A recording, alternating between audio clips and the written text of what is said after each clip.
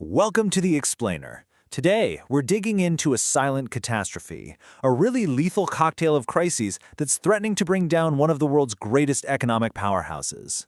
We're going to investigate the potential collapse of Made in Germany.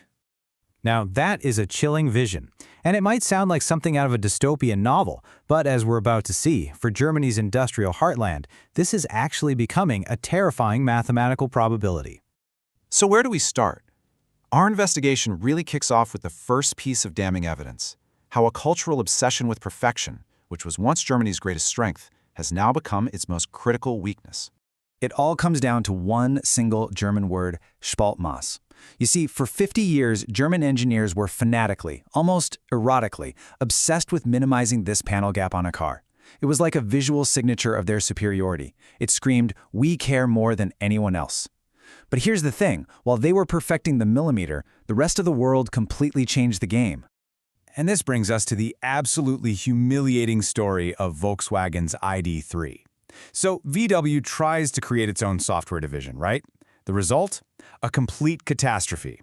They produced tens of thousands of mechanically perfect cars. I mean, the Spaltmaß was gorgeous, but they were totally brain dead.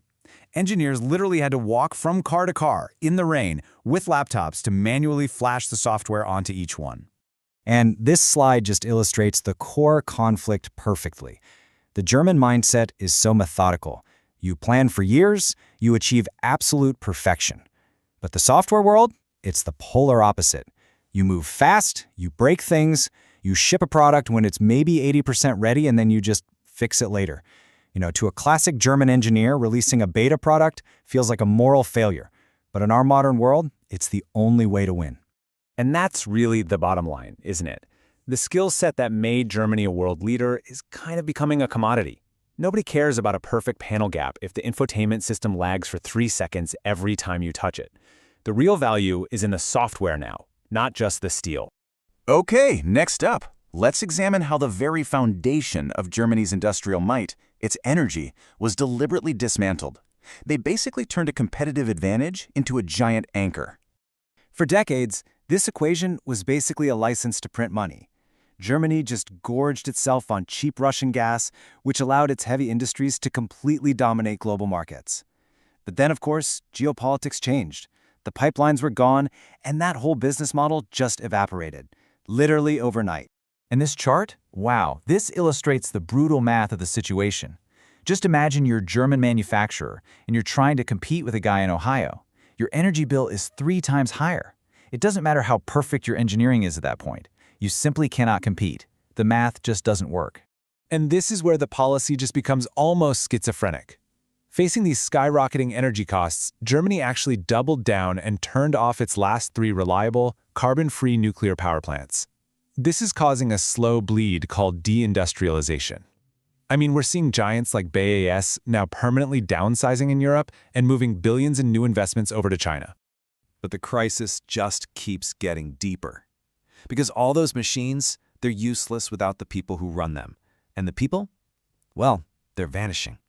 Germany is facing a demographic cliff that makes the Grand Canyon look like a pothole. We're talking about an entire generation of master engineers. The ones with 40 years of institutional knowledge just stored in their heads, they're all about to retire. The projections are, honestly, they're terrifying. So where are the replacements going to come from? Well, the best and the brightest young German graduates, they're leaving. And why wouldn't they? Why would a top-tier engineer stay in Munich to take home maybe $55,000 when they can move to Silicon Valley, work for a company like Tesla, and earn more than triple that with way lower taxes? You have to understand, this isn't just a skills gap. It's the death of the apprenticeship culture. That was the very soul of Made in Germany. That tribal knowledge, it's just not being passed down. When the master engineer walks out the door for the last time, all that knowledge, all that experience, it vanishes forever. All right, now we have to uncover a really shocking accomplice in this industrial decline. A bureaucratic state that seems hopelessly, and sometimes comically, stuck in the 1990s. Let me ask you a question. How did the country that literally invented the MP3 file format, how did they track a 21st century pandemic? The answer is almost unbelievable. They used fax machines. During the height of the COVID pandemic, German health departments were literally faxing infection data to the central government. This isn't a joke. It's a symptom of a culture that's just being choked by paperwork. And this kind of process, it creates a culture of profound risk aversion. Just look at Tesla's Gigafactory near Berlin. Construction was delayed for months because of official procedures involving hibernating snakes and sand lizards. I mean, when you want to innovate, but you have to fill out Form A38 in triplicate first, eventually, you just stop trying.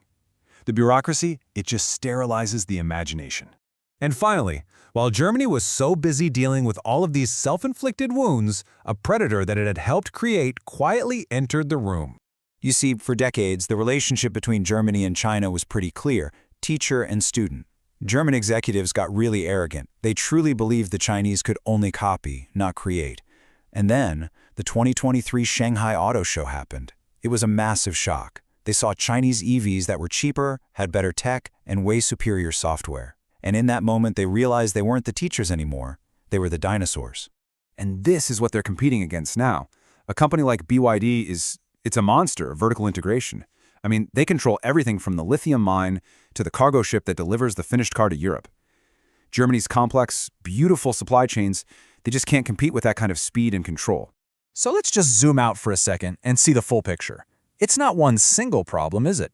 It's a perfect storm. It's the tech shift from hardware to software, it's the energy suicide, the demographic collapse, the bureaucratic paralysis, and that China shock, all hitting at the exact same time. This isn't just a recession, it's a structural break. And this is the real tragedy of it all. They followed the rules, they perfected the process, they measured every single gap to the micrometer, they built the most perfect version of the 20th century, only to wake up and find themselves completely obsolete in the 21st.